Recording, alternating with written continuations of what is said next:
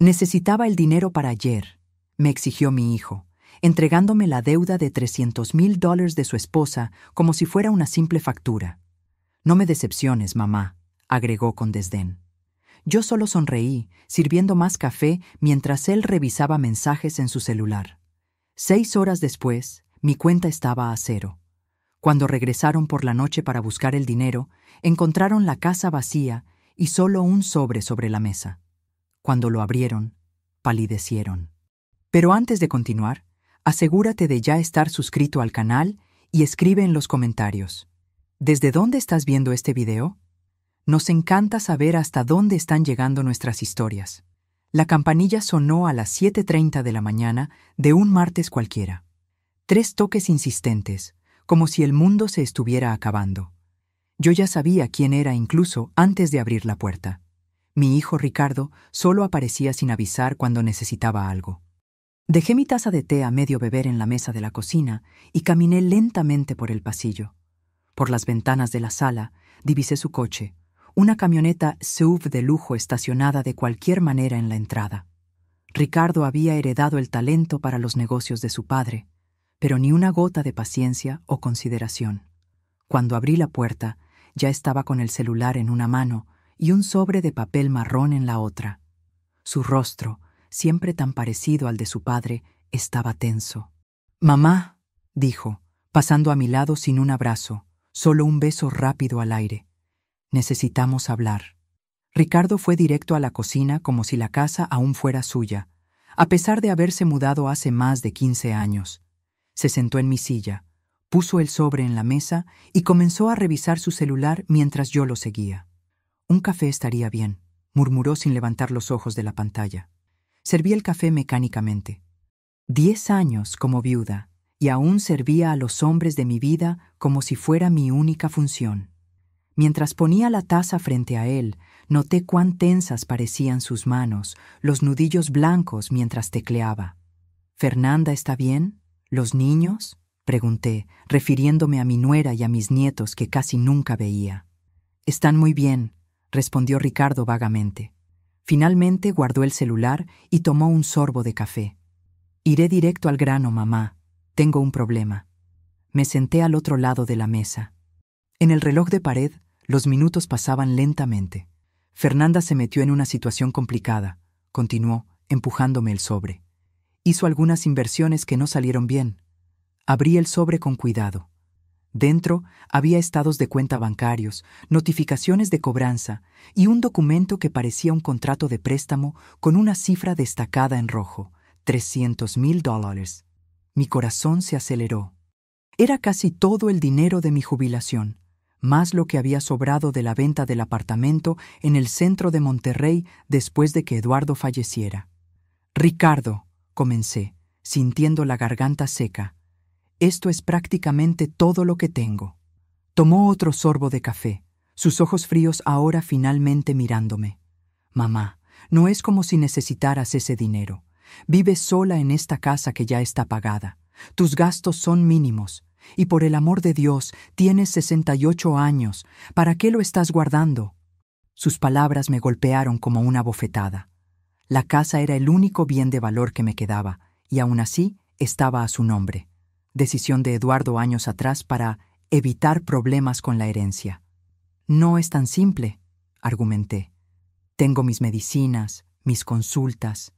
Ricardo golpeó suavemente la mesa, interrumpiéndome.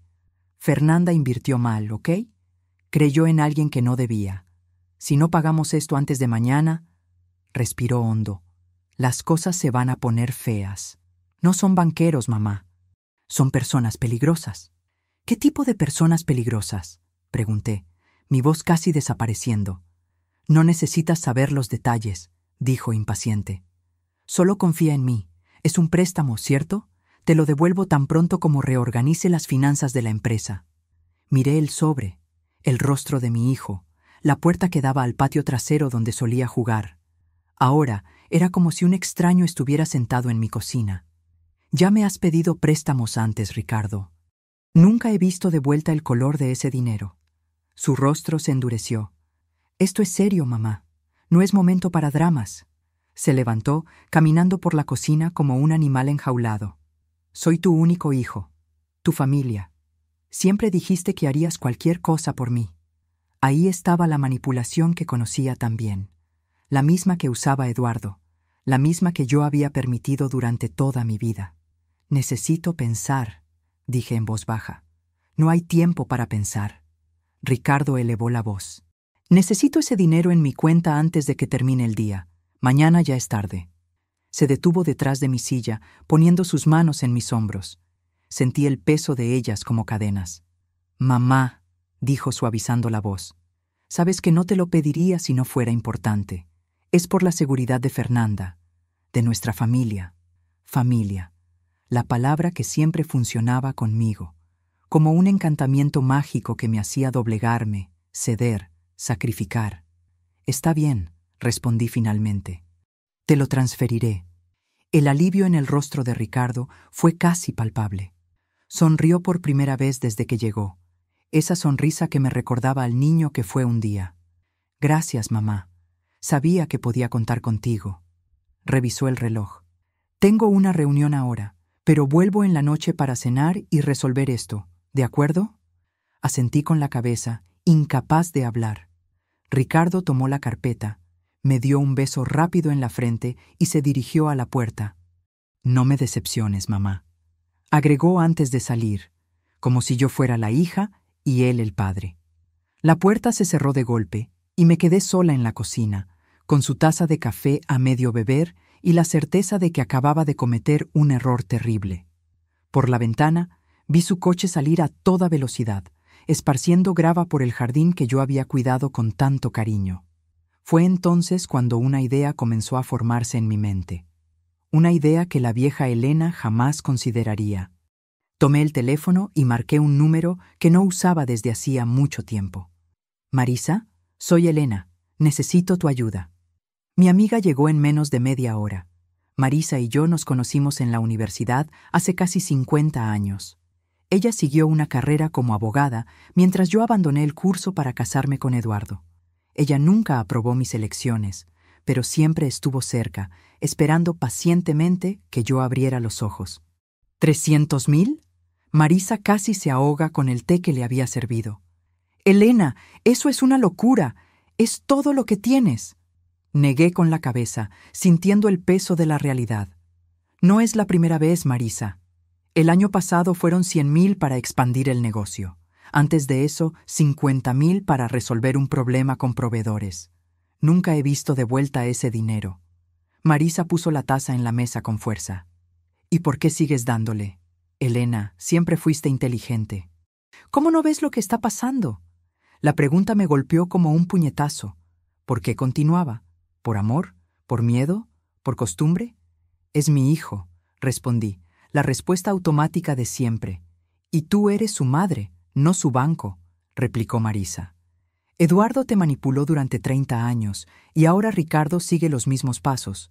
¿Cuándo va a parar esto? Miré por la ventana, hacia el jardín que cultivé sola después de la muerte de Eduardo.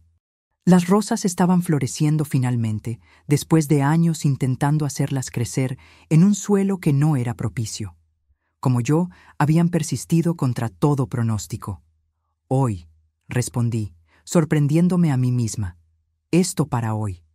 Marisa me miró fijamente, confundida. ¿Qué quieres decir? Respiré hondo, sintiendo algo romperse y recomponerse dentro de mí. Quiero que me ayudes a transferir todo mi dinero a una cuenta que Ricardo no conozca. Y quiero que me ayudes a salir de esta casa antes de que él regrese. Los ojos de Marisa se abrieron. Luego una lenta sonrisa apareció en su rostro. Elena Meneses, esperé casi 50 años para escucharte decir algo así. Sacó el celular del bolso. Tengo un apartamento de veraneo en Cancún que está vacío. Las llaves están en mi oficina. ¿Cuánto tiempo tenemos antes de que regrese? Dijo que vendría para la cena, así que unas 10 horas. Marisa miró el reloj. Tiempo suficiente. Iremos al banco primero. Luego pasamos por la notaría para que me des un poder a mi nombre, en caso de que necesites representación legal. Después de eso, empacamos tus maletas y nos vamos. Me levanté, sintiendo una mezcla de miedo y exaltación. En toda mi vida nunca había tomado una decisión tan radical. Se va a poner furioso, murmuré, más para mí misma que para Marisa. Ella tomó mis manos. Elena, ¿le tienes miedo? Pensé en el rostro de mi hijo cuando no conseguía lo que quería, en cómo cambiaba su voz, cómo se endurecían sus ojos.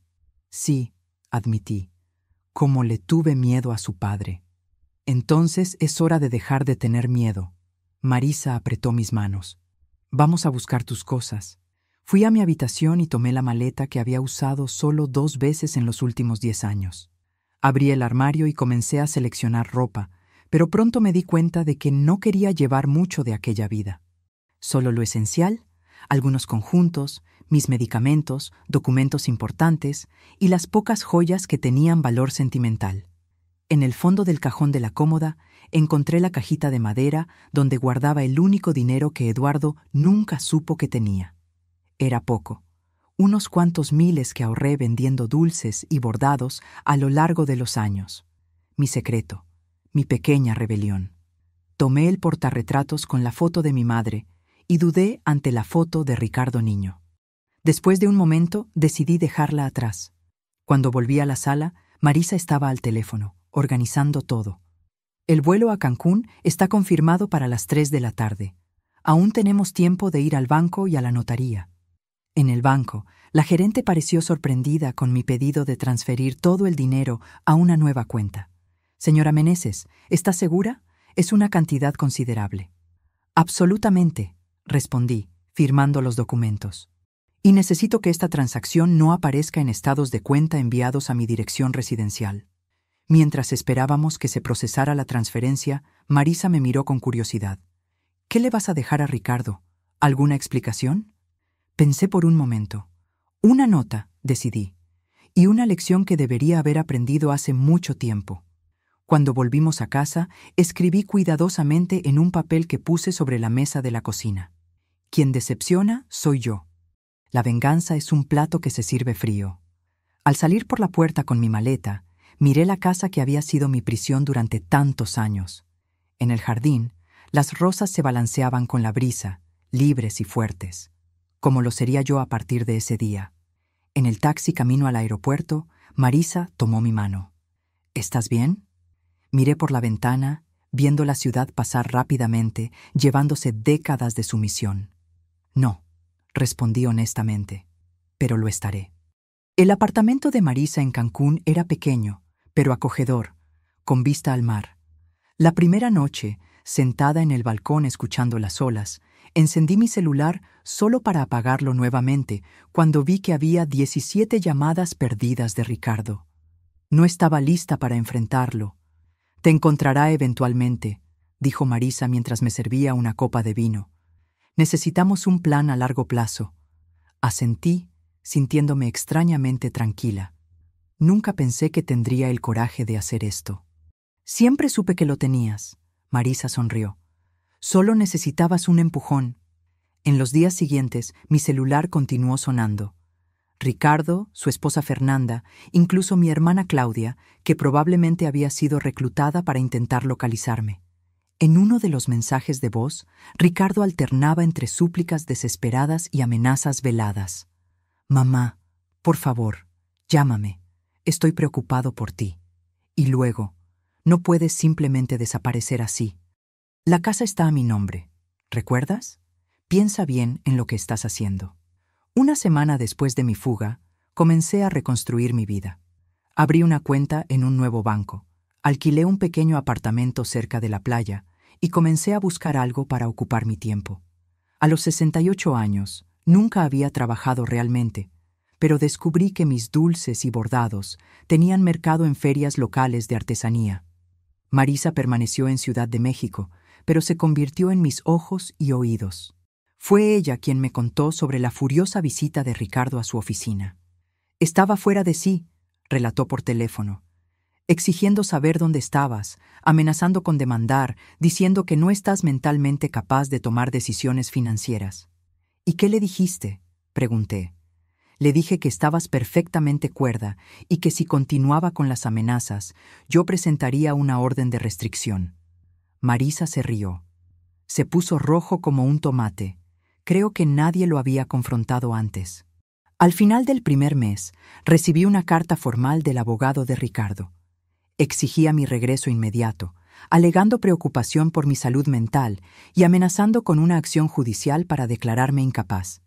En el mismo sobre, había una nota manuscrita de Fernanda, sorprendentemente humilde. Elena, por favor, vuelve. Ricardo está descontrolado. Los acreedores nos están presionando. Te necesitamos. Entregué los documentos a Marisa, que se encargó de responder formalmente, adjuntando informes médicos recientes que comprobaban mi cordura y una declaración detallada de los préstamos que Ricardo me había extorsionado a lo largo de los años. No tienen caso, me aseguró Marisa. Pero Ricardo no se rendirá fácilmente. Perdió su banco personal y eso lo enfureció. En el segundo mes, recibí una visita inesperada. Mi nuera, Fernanda, apareció en mi nuevo apartamento, pálida y notablemente más delgada. «¿Cómo me encontraste?», pregunté, sorprendida al verla en mi puerta. «Contratamos un detective», admitió, pareciendo avergonzada. «¿Puedo pasar?». Dudé, pero terminé permitiéndolo. Fernanda miró alrededor de mi pequeño apartamento con curiosidad. «Es acogedor», comentó, claramente sorprendida de verme viviendo en un espacio tan modesto después de la espaciosa casa que dejé atrás. «Es mío», respondí simplemente. «¿Té?». Nos sentamos en el pequeño balcón, el mar visible a lo lejos. Fernanda sostenía la taza con manos temblorosas. «Las cosas están mal, Elena», dijo finalmente. «Ricardo está diferente, agresivo, perdiendo el control». «¿Cómo están mis nietos?», pregunté, sintiendo una punzada de culpa. «Asustados, no entienden lo que está pasando. Ricardo vendió el coche, estamos intentando vender el apartamento de la playa, todo para pagar las deudas». Hizo una pausa. «No eran solo los 300,000, Elena, hay mucho más». No me sorprendió. Eduardo también siempre tenía otra deuda oculta. «Entonces no viniste aquí para convencerme de volver», constaté. «Viniste a pedir más dinero». Fernanda bajó los ojos. «Es más complicado que eso. Los hombres a quienes les debemos no son pacientes. Ricardo les dijo que tú tienes el dinero». Sentí un escalofrío recorrer mi espalda. ¿Me usó como garantía? Fernanda no respondió, pero su silencio fue confirmación suficiente. «Necesitas salir de esa casa, Fernanda», le dije, tomando sus manos. «Lleva a los niños y ve a casa de tus padres». «No es tan simple», murmuró. «Ricardo controla todo, nuestras cuentas, nuestros documentos». Su voz falló. «No sé cómo salí, de la misma manera que tú no sabías». Sus palabras me conmovieron profundamente. Era verdad. Durante décadas no supe cómo salir, cómo romper el ciclo. Hasta que finalmente encontré coraje. «Yo puedo ayudarte», ofrecí. «No con dinero, sino a salir». Fernanda me miró con una mezcla de esperanza y miedo. «Nos encontrará, como te encontró a ti. Entonces estaremos preparadas cuando eso suceda».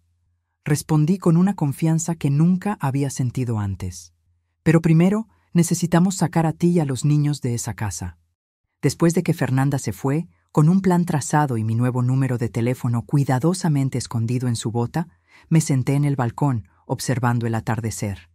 El horizonte anaranjado parecía un símbolo de mi propia transformación. De la oscuridad a la luz. Mi teléfono sonó. Era Marisa. «Fernanda te encontró, ¿cierto?», preguntó sin rodeos. «¿Cómo lo sabes?». Ricardo apareció en mi oficina nuevamente, esta vez con uno de esos acreedores suyos. Un hombre aterrador, con cicatrices en el rostro. Hicieron amenazas veladas, queriendo saber dónde estabas. Sentí que mi estómago se hundía. «¿Qué les dijiste?».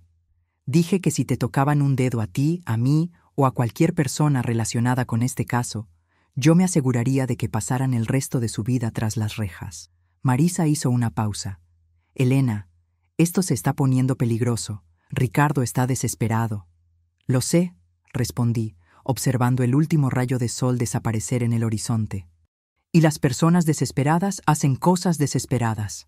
A la mañana siguiente me desperté con golpes insistentes en la puerta. Por un momento aterrador pensé que Ricardo me había encontrado, pero cuando miré por la mirilla, vi a una mujer desconocida. ¿Señora Elena Meneses?, preguntó cuando abrí la puerta parcialmente, manteniendo la cadena de seguridad enganchada. Sí, soy la detective Oliva, mostró una placa. Policía civil, necesitamos hablar sobre su hijo, Ricardo Meneses. Mi corazón se aceleró. ¿Le pasó algo? La detective mantuvo la expresión neutra. ¿Puedo pasar? La dejé entrar y le ofrecí café, que ella aceptó. Mientras preparaba las tazas en la pequeña cocina, intenté contener el temblor en mis manos. Señora Meneses, comenzó la detective, sentándose en el sofá. Su hijo está siendo investigado por fraude financiero, falsificación de documentos y posible participación con prestamistas usureros. Nos gustaría saber si usted tenía conocimiento de estas actividades.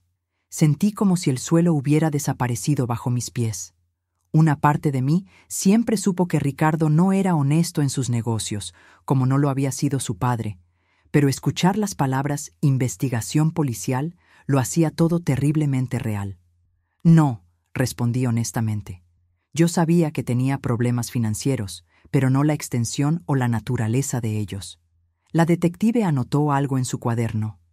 Usted salió de casa repentinamente hace 2 meses, ¿correcto? ¿Puede decirnos por qué?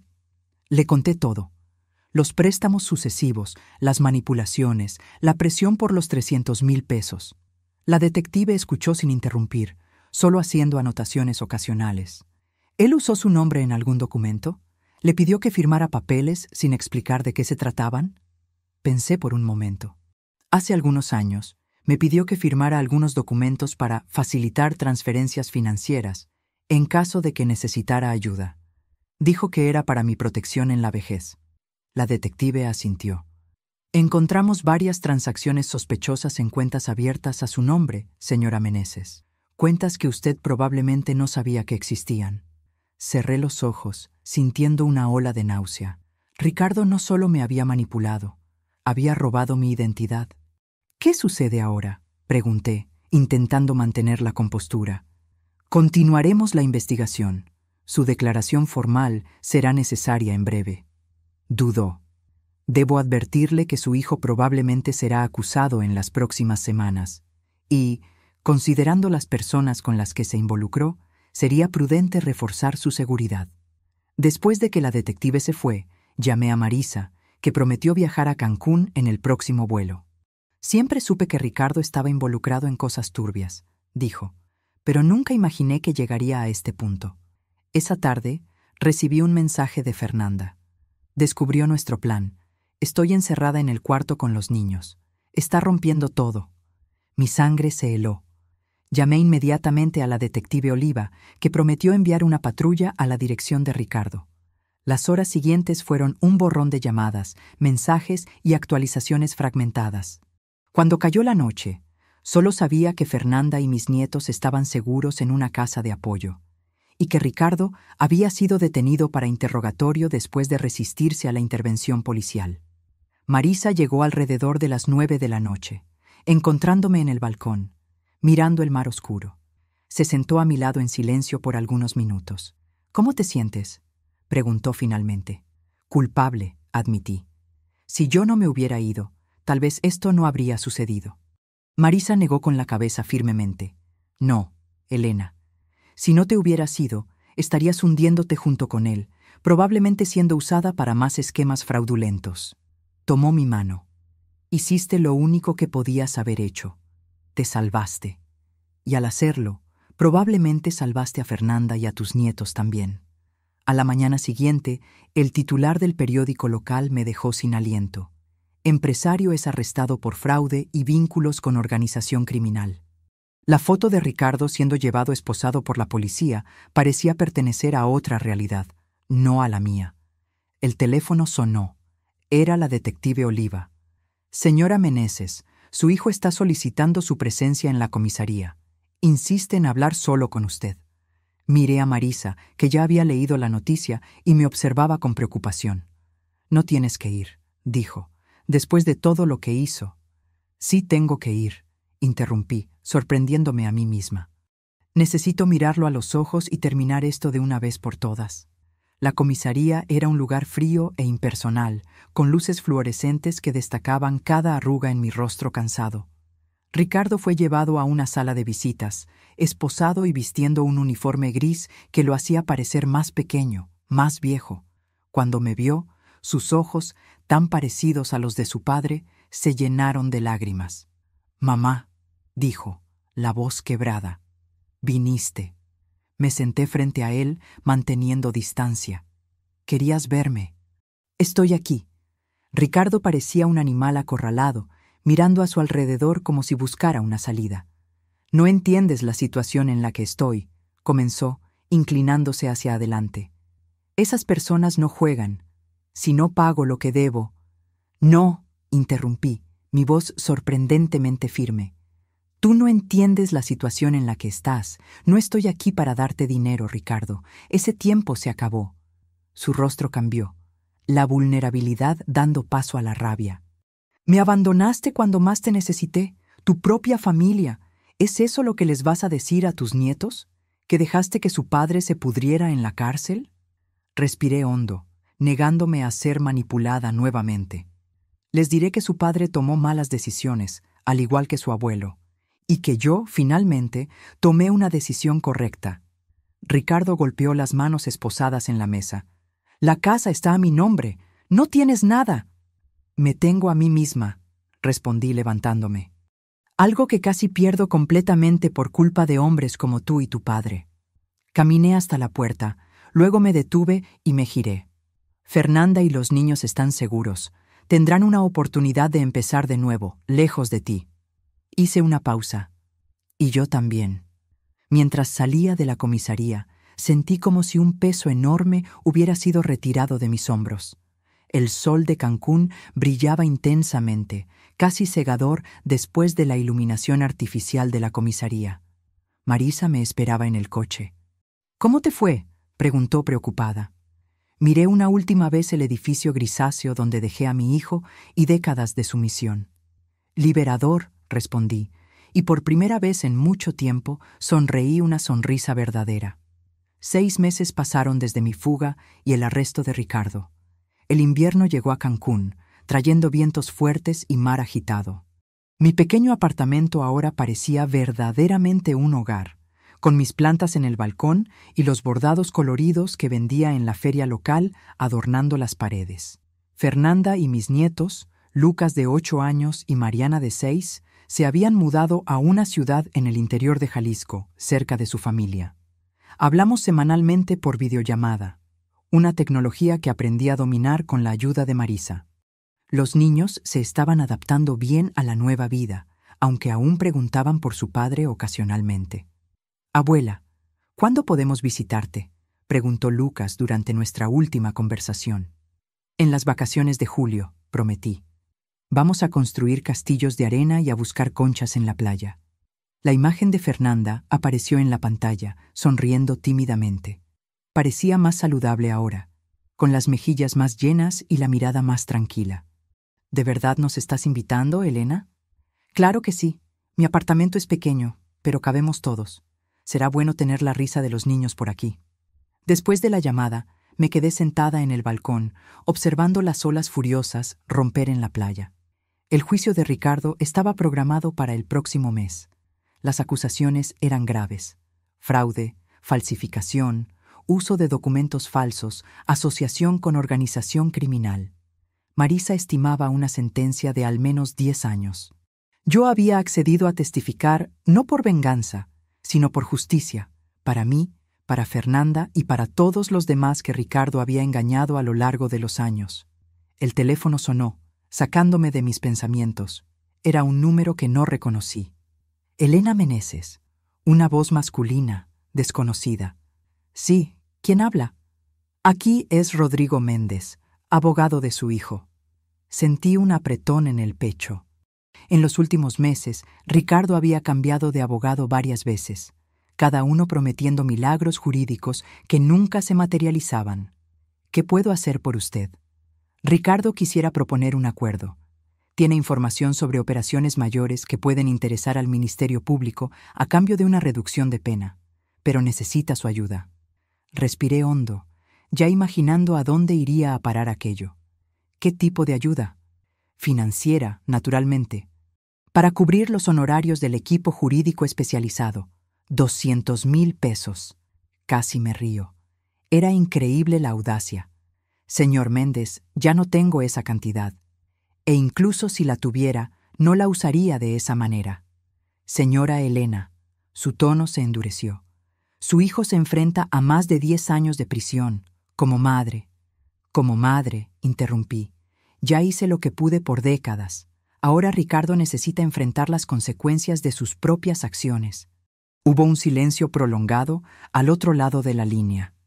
Él dijo que usted respondería así. Pidió que le dijera que aún tiene copias de documentos que usted firmó. Documentos que pueden implicarla en algunos de sus esquemas. Mi estómago se anudó, pero mantuve la voz firme. Dígale a mi hijo que el chantaje es un crimen más para añadir a su lista, y que estoy dispuesta a enfrentar cualquier acusación si eso significa finalmente romper este ciclo. Colgué el teléfono con las manos temblorosas. Inmediatamente llamé a Marisa y le informé sobre la conversación. Está fanfarroneando, me aseguró. Cualquier documento que puedas haber firmado, ya aclaramos con la policía que fue bajo manipulación. Además, la investigación ya estableció un patrón de comportamiento de él. Aún así, esa noche fue difícil. Me quedé despierta, repasando mentalmente cada papel que firmé a lo largo de los años a pedido de Ricardo o Eduardo. ¿Cuántos contratos? ¿Cuántos poderes? ¿Cuántos documentos que apenas leí, confiando en que mi marido o mi hijo tenían mis mejores intereses en mente? A la mañana siguiente, me desperté con golpes en la puerta. Era la detective Oliva nuevamente, acompañada de otro policía. Señora Meneses, necesitamos que nos acompañe a la comisaría. Hubo un desarrollo en el caso de su hijo. En el camino, la detective explicó. Ricardo había intentado sobornar a un guardia para que le entregara un celular de contrabando a su celda. El guardia, parte de una operación interna, había grabado todo. En la comisaría, me mostraron la transcripción de una llamada que Ricardo pretendía hacer tan pronto como tuviera el celular. Era para uno de los hombres a quienes debía dinero, ofreciendo mi dirección en Cancún como garantía de que pagaría sus deudas. Mi madre tiene dinero escondido, decía la transcripción. Si no puedo pagar, ustedes saben dónde encontrarla. Leí las palabras, sintiendo un frío que parecía venir de dentro de mis huesos. Mi propio hijo estaba dispuesto a poner mi vida en riesgo para salvar su propia piel. Señora Meneses, la detective habló gentilmente.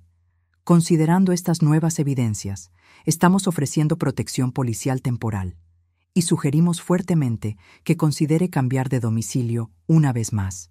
Volví a casa escoltada por un policía. Marisa ya estaba allí, habiendo sido informada por la detective. Me abrazó tan pronto como entré. Ya estoy buscando un nuevo lugar para ti, un condominio cerrado, con seguridad. Miré alrededor de mi pequeño apartamento, a las plantas que había cuidado con tanto cariño, las cortinas coloridas que había cosido, la vista del mar que me traía paz todas las mañanas. No, dije, sorprendiéndome a mí misma. No voy a huir nuevamente. No voy a dejar que Ricardo continúe controlando mi vida, incluso desde detrás de las rejas. Marisa me miró con una mezcla de preocupación y admiración. Elena, esos hombres son peligrosos. Lo sé, y voy a tomar todas las precauciones necesarias. Pero este es mi hogar ahora, el primero que realmente elegí para mí. No voy a renunciar a él. En los días siguientes, instalamos un sistema de seguridad completo. Cámaras, alarmas, cerraduras reforzadas. La policía aumentó las rondas en el barrio y 2 policías de civil se turnaban en un coche estacionado frente al edificio. Fernanda me llamó en pánico después de haber sido informada sobre la situación. Elena, ven aquí. Quédate con nosotros, por favor. Estoy segura, querida, aseguré. Y tengo una vida aquí ahora. Mis ferias de artesanía, mis amigos, mis clases de natación para personas mayores. Me reí ligeramente.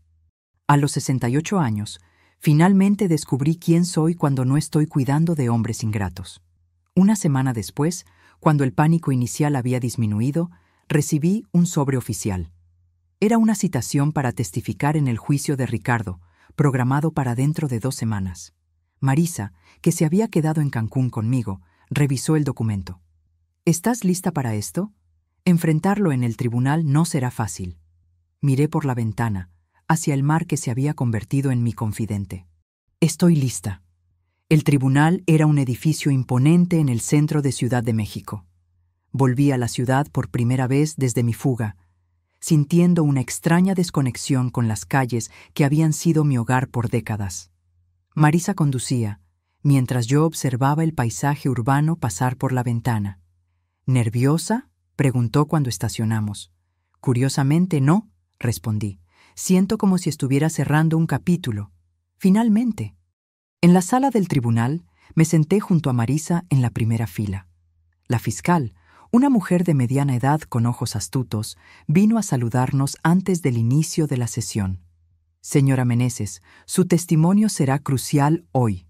Ricardo está intentando presentarse como una víctima de las circunstancias, manipulado por socios más poderosos. Siempre fue bueno presentándose como víctima, comenté. La puerta lateral se abrió y Ricardo entró, escoltado por 2 guardias. Estaba más delgado, con el rostro marcado por ojeras profundas. Nuestras miradas se encontraron por un momento, la suya suplicante, la mía firme. El juez entró y todos se levantaron. El juicio comenzó con formalidades procesales, seguidas por el testimonio de peritos forenses que detallaron la complejidad de los esquemas financieros de Ricardo. Cuando finalmente llamaron mi nombre, caminé hasta el banco de testigos con pasos lentos pero determinados. Después del juramento, la fiscal comenzó. Señora Meneses, ¿puede contarnos sobre su relación con el acusado, su hijo? Miré directamente a Ricardo mientras hablaba. Lo crié sola después de la muerte de mi marido, hace 10 años. Antes de eso, vivíamos como una familia aparentemente normal, solo aparentemente. ¿Qué quiere decir? Mi marido, Eduardo, padre de Ricardo, también era manipulador y controlador financieramente. Ricardo aprendió del mejor. La fiscal asintió. ¿Puede detallar cómo su hijo la manipulaba financieramente? Conté todo. Los préstamos sucesivos, las promesas nunca cumplidas, la presión emocional, el chantaje velado. En el último episodio, exigió 300,000 pesos, prácticamente todos mis ahorros, para supuestamente pagar una deuda de su esposa. Cuando me di cuenta de que nunca volvería a ver ese dinero, como no vi los anteriores, decidí irme. ¿Qué la hizo tomar esa decisión después de tantos años cediendo a sus exigencias? Pensé por un momento. Fue el desprecio en su voz, respondí honestamente. Cuando dijo, no me decepciones, mamá. Me di cuenta de que no me veía como una persona, solo como un recurso a ser explotado. En ese momento, algo dentro de mí se rompió y se recompuso de una manera diferente. El abogado de Ricardo se levantó para el contrainterrogatorio. Era un hombre de mediana edad, con un traje caro y una expresión calculada. Señora Meneses, ¿usted se considera una buena madre? La pregunta me tomó por sorpresa. Vi a la fiscal comenzar a protestar, pero levanté la mano ligeramente. Por décadas, creí que ser una buena madre significaba darle todo a mi hijo: dinero, tiempo, autoestima. Ahora entiendo que ser una buena madre también significa enseñar responsabilidad y consecuencias. Usted abandonó a su hijo cuando más la necesitaba. El abogado presionó. No, señor.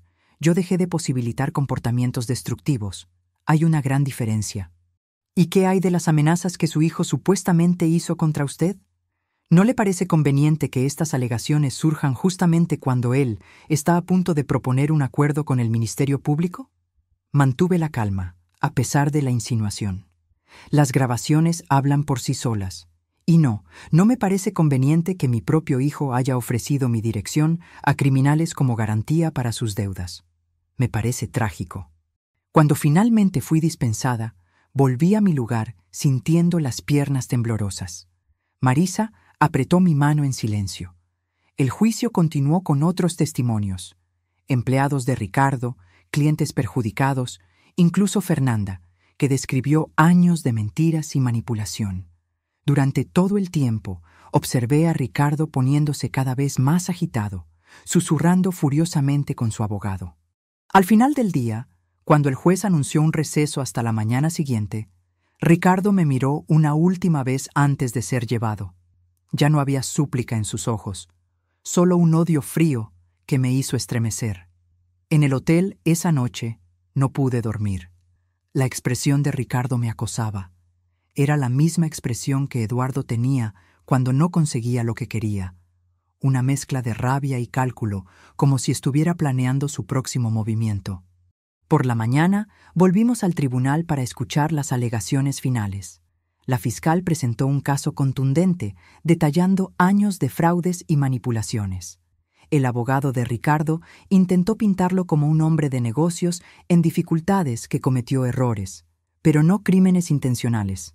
Cuando el juez se retiró para deliberar, Marisa y yo fuimos a tomar café a una cafetería cercana. Estaba revolviendo distraídamente mi café cuando noté a un hombre sentado algunas mesas más allá, observándonos. Cuando nuestras miradas se cruzaron, desvió la vista rápidamente.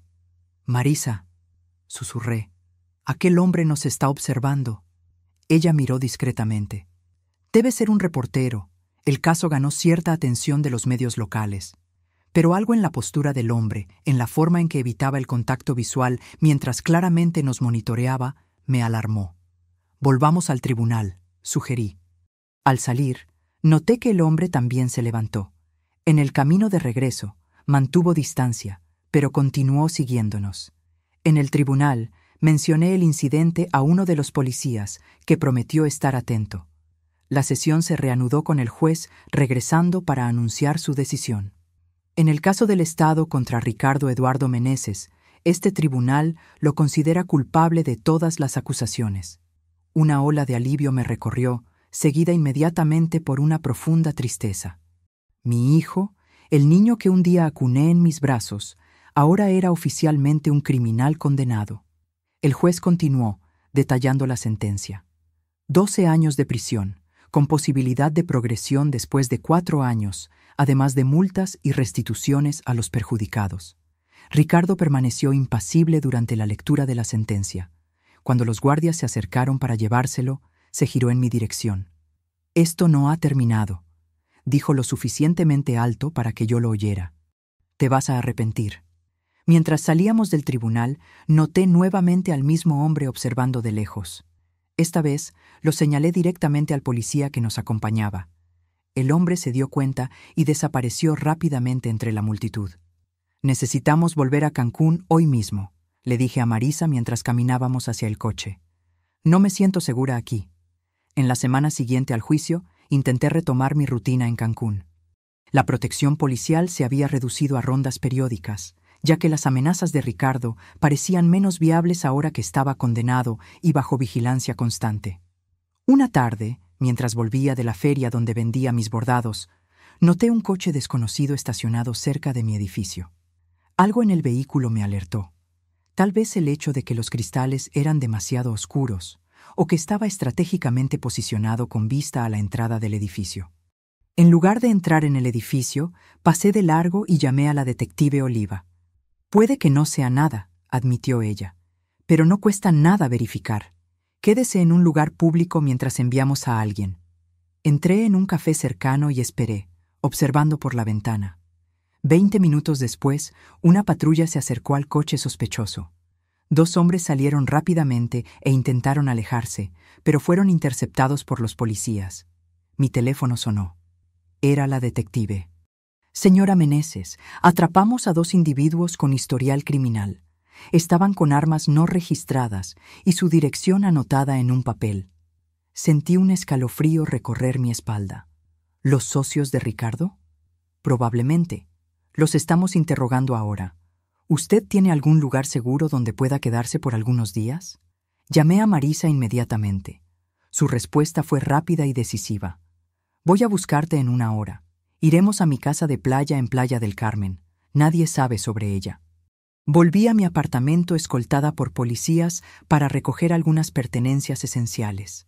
Mientras hacía una maleta apresurada, miré alrededor al hogar que había construido con tanto cariño. Una vez más, necesitaba huir. O tal vez no. Un pensamiento comenzó a formarse en mi mente. Una idea que habría parecido absurda para la Elena de antes, pero que ahora tenía perfecto sentido. Cuando Marisa llegó, le expliqué mi plan. «Es arriesgado», advirtió ella. «Vivir con miedo es más arriesgado», respondí, «y estoy cansada de esconderme». Al día siguiente, en lugar de esconderme en Playa del Carmen, volví a mi apartamento, esta vez con un objetivo claro. Con la ayuda de la detective Oliva y su equipo, preparamos una trampa. Los 2 hombres arrestados habían sido persuadidos a cooperar a cambio de una reducción de penas. Revelaron que Ricardo, usando el teléfono de otro detenido durante el horario de visitas, había contratado a una tercera persona para darme un susto, un eufemismo para algo mucho más siniestro. «A él no le importa si usted se lastima de verdad», explicó la detective. «Solo quiere que usted sepa que él todavía tiene poder, incluso desde dentro de la prisión». El plan era simple. Yo mantendría mi rutina normal, aparentando no saber nada, mientras policías disfrazados monitoreaban cada movimiento a mi alrededor. Cuando el enviado de Ricardo apareciera, sería arrestado en flagrancia. Durante 3 días viví en estado de alerta constante. Cada ruido me hacía saltar, cada extraño en la calle parecía una amenaza. En la mañana del 4.º día, mientras regaba las plantas en el balcón, noté a un hombre recostado en un poste, al otro lado de la calle, mirándome directamente.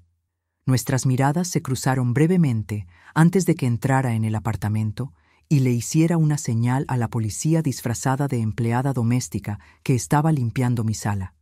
«Es él», susurré. «Estoy segura». El hombre permaneció observando el edificio durante cerca de media hora. Luego, lentamente, comenzó a cruzar la calle en dirección a la entrada. El portero, otro policía disfrazado, lo dejó entrar sin cuestionar. Me senté en el sillón de la sala, de frente a la puerta, y esperé. Mi corazón latía tan fuerte que podía oírlo en mis oídos. La policía se había escondido en el baño, con la puerta entreabierta. La campanilla sonó. Respiré hondo y fui a atender. «¿Señora Elena Meneses?», preguntó el hombre, un individuo de apariencia común que podría pasar fácilmente desapercibido en una multitud. «Sí. Tengo un recado de su hijo». Antes de que él pudiera hacer cualquier movimiento, 3 policías surgieron de diferentes puntos del pasillo, rindiéndolo rápidamente. El hombre no se resistió, pareciendo casi aliviado por haber sido capturado. Más tarde ese día, la detective Oliva me visitó para informarme que el hombre había confesado todo. Ricardo había prometido pagar 5,000 pesos para que él asustara a la madre ingrata que lo había abandonado. «¿Y qué significaba exactamente asustar?», pregunté. La detective dudó. Debía romper algunos objetos en su apartamento, hacer amenazas verbales y... Ella hizo una pausa. «Y dejar marcas visibles en usted. Nada fatal, pero lo suficiente para que usted nunca más se sintiera segura». Me senté, sintiendo que mis piernas flaqueaban. «¿Eso es suficiente para nuevas acusaciones contra Ricardo?». «Sí, intento de agresión, contratación de terceros para cometer crimen, amenaza. Eso probablemente eliminará cualquier posibilidad de progresión de pena en los próximos años». Una semana después, visité a Ricardo en la prisión. Pareció sorprendido al verme, como si no esperara que yo tuviera el coraje de enfrentarlo nuevamente.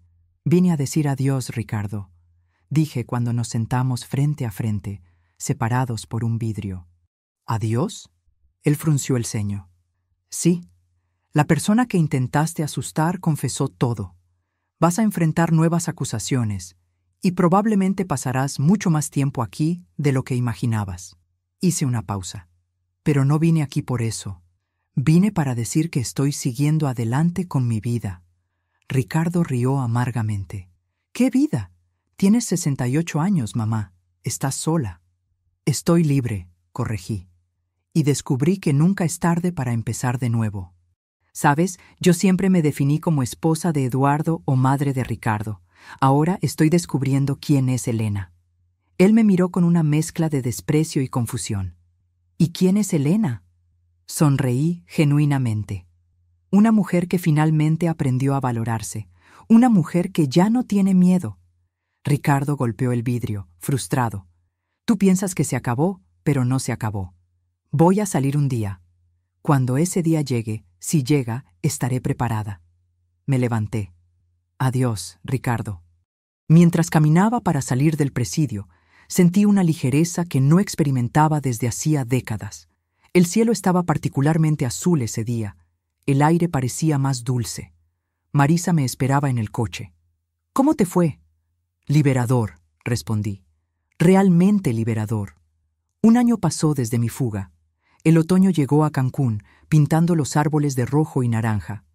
Mi pequeño negocio de bordados había crecido.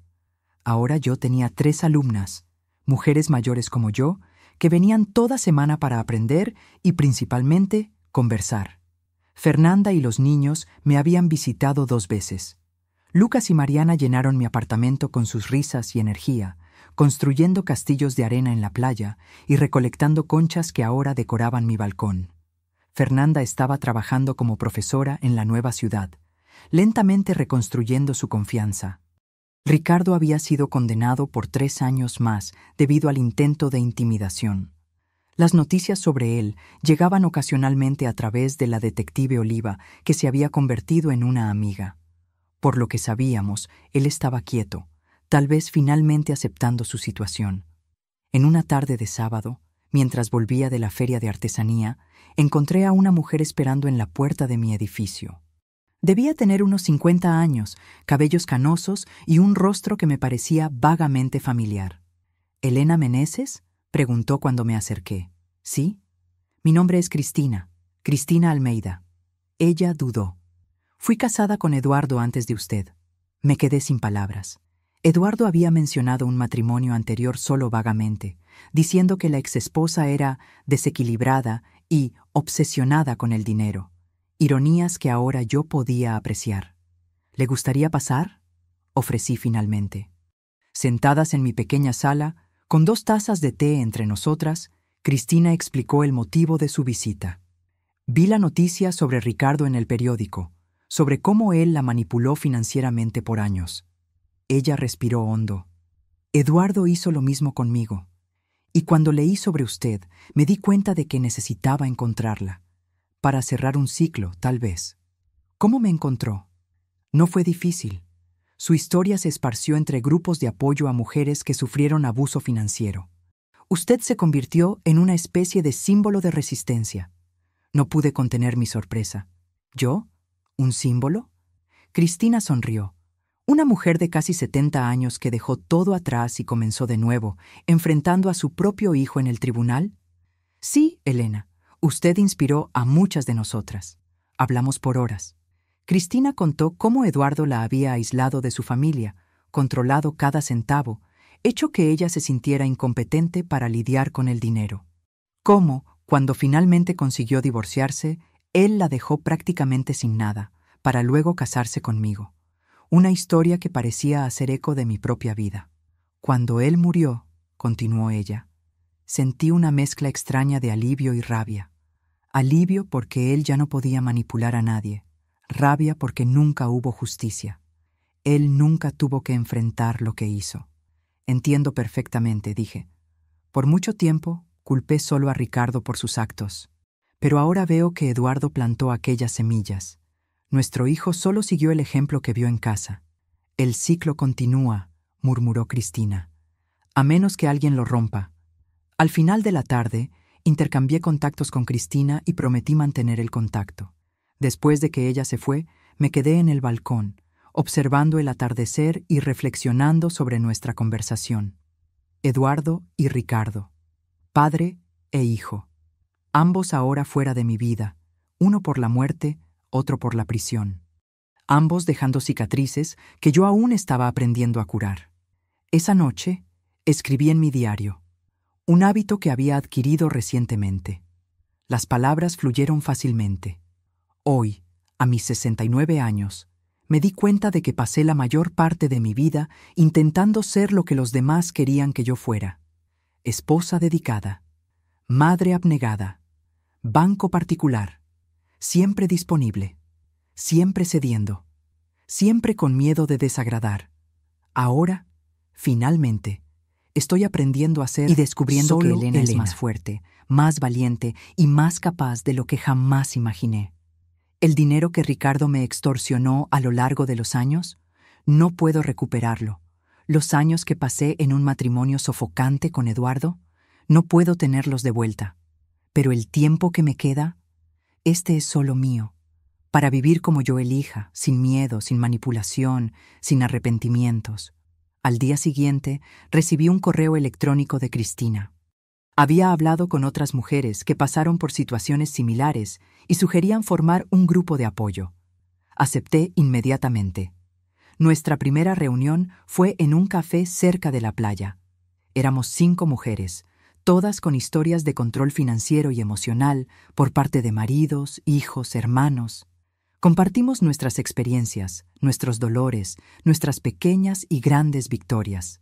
Al final del encuentro, Marisa, que me había acompañado, sugirió: deberían formalizar esto. Crear una ONG o algo así. Hay muchas mujeres por ahí necesitando escuchar esas historias, necesitando saber que nunca es tarde para empezar de nuevo. La idea tomó forma rápidamente. En pocos meses, Recomienzo era oficialmente registrada como una organización sin fines de lucro, dedicada a apoyar a mujeres víctimas de abuso financiero y emocional. Usando mis habilidades de bordado, creé nuestro símbolo, un fénix colorido, renaciendo de las cenizas. Nuestra primera conferencia pública atrajo a más de 50 mujeres. Me puse nerviosa al subir al pequeño escenario improvisado, pero cuando comencé a hablar, mi voz ganó fuerza. Mi nombre es Elena Meneses, tengo 69 años. Por casi 7 décadas, permití que otros controlaran mi vida y mi dinero. Primero mi marido, después mi hijo. Hasta que un día, cuando mi hijo exigió 300,000 pesos, casi todo lo que tenía, algo dentro de mí se rompió y se recompuso. Miré a los rostros atentos en la platea. Nunca es tarde para decir no. Nunca es tarde para empezar de nuevo. Y nunca, jamás, es demasiado tarde para descubrir quién eres realmente cuando no estás viviendo por la aprobación de otra persona. Los aplausos fueron ensordecedores. 2 años después de mi fuga, recibí una carta inesperada. Era de Ricardo, escrita con una caligrafía que parecía más contenida, menos impulsiva de lo que recordaba. Mamá, es extraño escribir esa palabra ahora. Creo que perdí el derecho de usarla. Estoy escribiendo no para pedir perdón. Sé que no lo merezco, sino para decir que estoy haciendo terapia aquí en la prisión. El terapeuta me hizo ver patrones que yo no conseguía ver antes. Cómo repetí contigo exactamente lo que hacía papá. Cómo aprendí a ver a las personas como recursos, no como personas. No estoy disculpándome, solo estoy reconociendo la verdad. Y la verdad es que tenías razón en dejarme enfrentar las consecuencias de mis actos. Sé que probablemente tirarás esta carta, y no te culpo. Solo quería que supieras que, a pesar de todo, estoy orgulloso de lo que te convertiste. Vi tu foto en el periódico, hablando para aquellas mujeres. Parecías diferente, más fuerte. Ricardo. Leí la carta varias veces, sintiendo emociones contradictorias. Cautela, porque conocía bien la capacidad de manipulación de Ricardo. Tristeza, por lo que podría haber sido, y, sorprendentemente, un toque de esperanza. No respondí inmediatamente. En su lugar, llevé la carta a mi próxima sesión de terapia, otro hábito saludable que adquirí en mi nueva vida. ¿Qué quieres hacer?, preguntó mi terapeuta después de que leí la carta para ella. No sé. Parte de mí quiere creer que él está realmente cambiando. Otra parte me recuerda cuántas veces fui engañada antes. ¿Y si ambas partes tienen razón? ¿Y si él está realmente intentando cambiar, pero aún así no es seguro para ti reconectar? Aquellas palabras se quedaron conmigo en los días siguientes. Finalmente, escribí una breve respuesta. Ricardo, recibí tu carta. No puedo decir que confío en tus palabras. La confianza, una vez rota, es difícil de recuperar. Pero reconozco tu esfuerzo en buscar ayuda y reflexionar sobre tus actos. Mi vida ahora está centrada en ayudar a mujeres que pasaron por lo que pasé. Encontré propósito y paz en ese trabajo. Espero que tú también encuentres tu camino. Si es un camino verdadero de cambio, tal vez podamos hablar nuevamente un día. No como madre e hijo que éramos, sino como dos personas intentando hacerlo mejor. Elena. Envié la carta sin grandes expectativas. No esperaba respuesta y realmente no la recibí por meses. Estaba bien así. Mi vida había tomado un rumbo propio, independiente de Ricardo o de las sombras del pasado. La primavera llegó a Cancún, transformando la ciudad con colores vibrantes.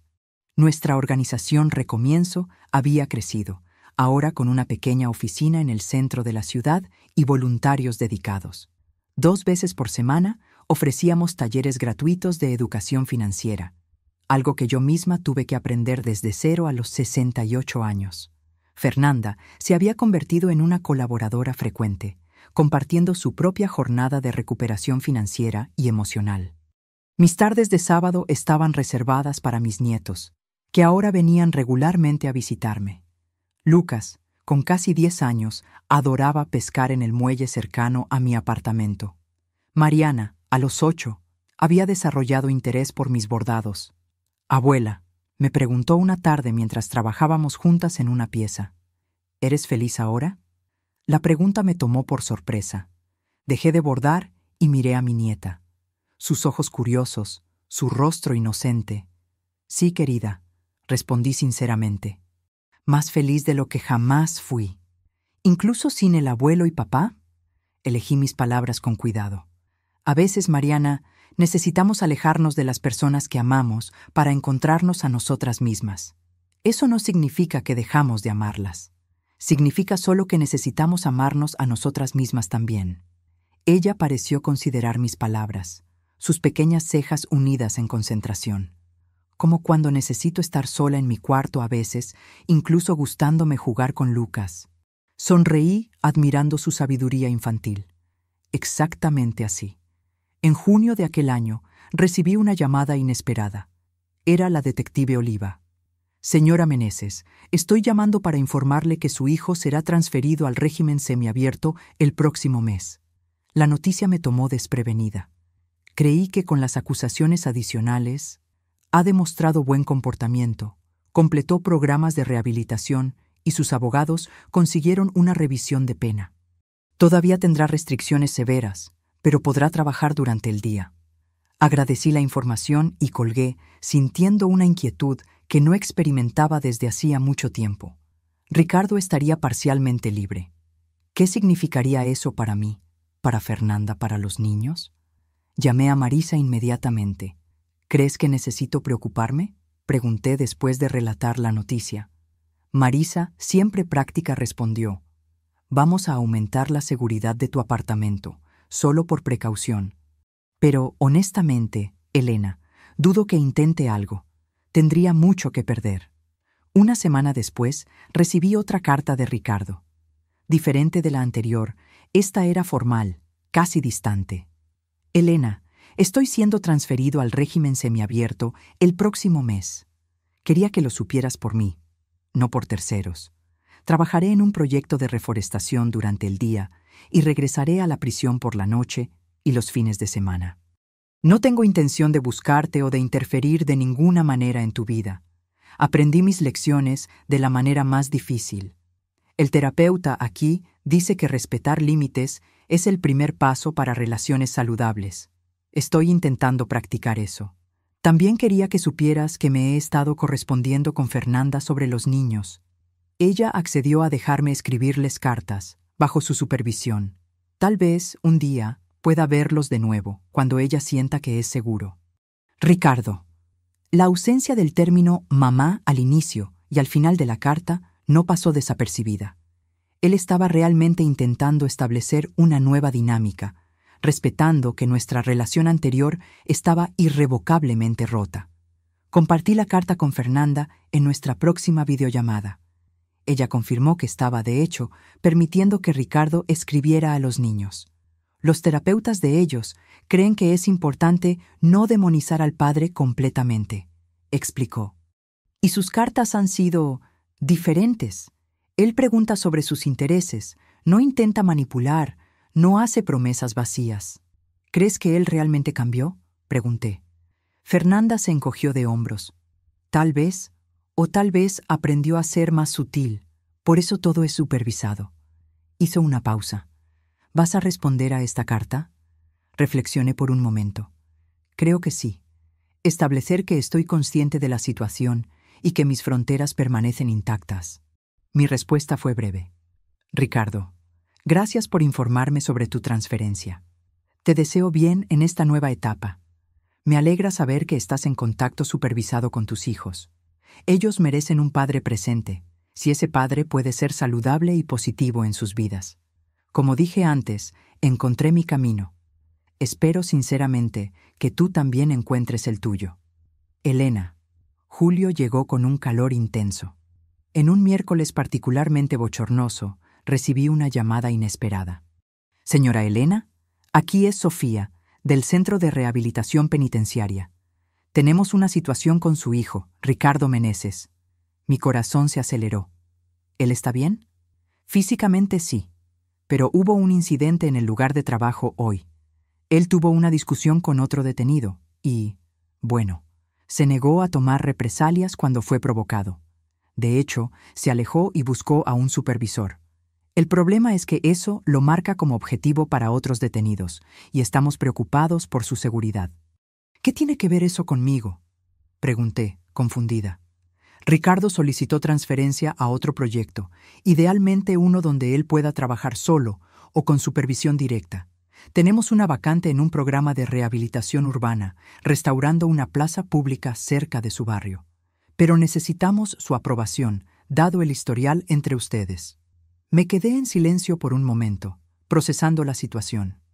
Ricardo había elegido no tomar represalias, incluso cuando fue provocado, algo que el Ricardo que yo conocía jamás habría hecho. Y ahora necesitaba mi ayuda. ¿Él pidió específicamente trabajar cerca de mí?, pregunté, cautelosa. No, señora. De hecho, cuando mencionamos la ubicación, él dudó y preguntó si había otras opciones. Pero este es el único proyecto que atiende a sus necesidades de seguridad en este momento. Aquello me sorprendió. Ricardo estaba realmente intentando respetar mi espacio. ¿Cuál sería la distancia entre su lugar de trabajo y mi apartamento?, pregunté. Aproximadamente 15 cuadras. Él no tendría permiso para salir del área del proyecto, que sería monitoreada. Respiré hondo. Está bien, doy mi aprobación. Después de colgar, cuestioné mi decisión. ¿Estaría siendo ingenua nuevamente? ¿O finalmente ejerciendo compasión sin comprometer mis límites? Llamé a Marisa y le expliqué la situación. Hiciste lo correcto, me aseguró. Mantener a Ricardo seguro mientras él intenta rehabilitarse no significa bajar tus defensas, solo significa que eres humana y tienes compasión. En la semana siguiente, Ricardo comenzó su nuevo trabajo en la plaza. Propósito, alteré mi ruta al mercado para pasar por allí, manteniendo distancia. Lo vi de lejos, plantando árboles jóvenes bajo el sol abrasador. Estaba más delgado, su postura menos arrogante. Por un momento, pareció sentir mi presencia y miró en mi dirección, pero no me acerqué. En agosto, recibí otra carta. Elena, sé que me viste en la plaza hace algunas semanas. Gracias por no acercarte, y gracias por aprobar mi transferencia a este proyecto. El trabajo ha sido terapéutico. Hay algo profundamente satisfactorio en transformar un espacio abandonado en algo hermoso y útil para la comunidad. No estoy pidiendo perdón o reconciliación. Solo quería expresar gratitud por este pequeño acto de bondad que no merecería. Ricardo. La carta era diferente de las anteriores. Más centrada, menos manipulativa. Decidí responder con un gesto simbólico. Al día siguiente, dejé una pequeña caja en el centro comunitario que supervisaba el proyecto. Dentro había herramientas de jardinería de buena calidad y un libro sobre paisajismo urbano. Sin nota, sin expectativas. Semanas pasaron sin respuesta, y estaba bien así. Había aprendido que las relaciones saludables no exigen reciprocidad inmediata o calculada. En septiembre, nuestra organización Recomienzo realizó un evento mayor, un taller de fin de semana sobre independencia financiera para mujeres. Yo sería la oradora principal, compartiendo mi jornada de dependencia total a la autonomía financiera. En la mañana del evento, el salón estaba lleno con casi 100 mujeres. Subí al escenario sintiendo aquella mezcla familiar de nerviosismo y determinación. «Buenos días», comencé. «Mi nombre es Elena Meneses. A mis 70 años, estoy aprendiendo quién soy cuando no estoy siendo definida por los hombres de mi vida». La platea rió gentilmente, muchas asintiendo en reconocimiento. Hace 3 años, mi hijo apareció en mi puerta exigiendo 300,000 pesos, casi todo lo que tenía. Como tantas veces antes, él contaba con mi incapacidad de decir no. Y como tantas de ustedes saben, esos patrones no comienzan de la nada. Son cultivados a lo largo de décadas. En mi caso, comenzó con mi marido controlando cada centavo, cada decisión, haciéndome creer que yo era incapaz de administrar mi propia vida. Mientras hablaba, noté movimiento en el fondo del salón. Una figura alta y delgada había entrado discretamente y permanecía de pie cerca de la puerta. Mi corazón se aceleró al reconocer a Ricardo. Por un momento, perdí el hilo de mi discurso. La platea percibió mi hesitación, algunas girando para ver lo que me había distraído. Respiré hondo y continué. El momento más difícil y más liberador de mi vida fue cuando finalmente dije no. Cuando salí por la puerta con solo una maleta y la determinación de no ser más una extensión de la cuenta bancaria de otra persona. Hablé por 30 minutos más, consciente de la presencia silenciosa de Ricardo en el fondo del salón. Él no intentó acercarse, solo escuchó. Cuando terminé, recibí una ovación de pie. Mujeres se acercaron para compartir sus historias, pedir consejos, agradecer. Ricardo permaneció donde estaba, esperando pacientemente que la multitud disminuyera. Finalmente, cuando el salón estaba casi vacío, él se acercó lentamente. Parecía incierto, vulnerable de una forma que nunca había visto antes. «Hola», dijo simplemente. «Hola», respondí.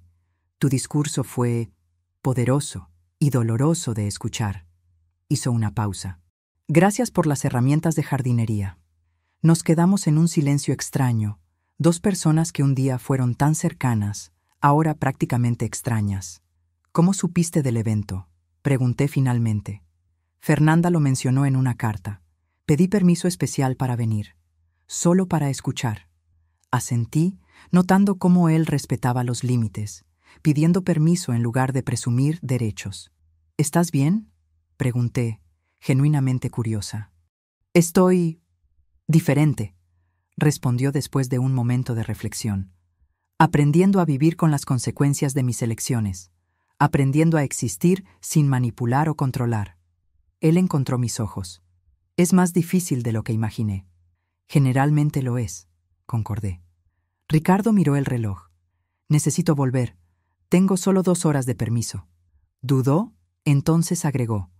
«Transformaste algo terrible en algo significativo. Estoy...». Él buscó la palabra correcta. Orgulloso no es la palabra correcta. Impresionado, inspirado tal vez. Mientras él se giraba para salir, me oí decir, «Ricardo». Él se detuvo, girándose hacia mí. «¿Te gustaría tomar un café cualquier día de estos? En un lugar público, claro». La sorpresa en su rostro era genuina. Yo, sí, me gustaría mucho. «No estoy prometiendo reconciliación», aclaré. «Solo una conversación». «Entiendo completamente», él asintió. «Es más de lo que merezco». Una semana después, nos encontramos en un café concurrido cerca de la plaza donde él trabajaba. Un guardia penitenciario discreto permaneció a algunas mesas de distancia, parte de las condiciones de la salida temporal de Ricardo. La conversación comenzó torpe, ambos navegando en un nuevo territorio.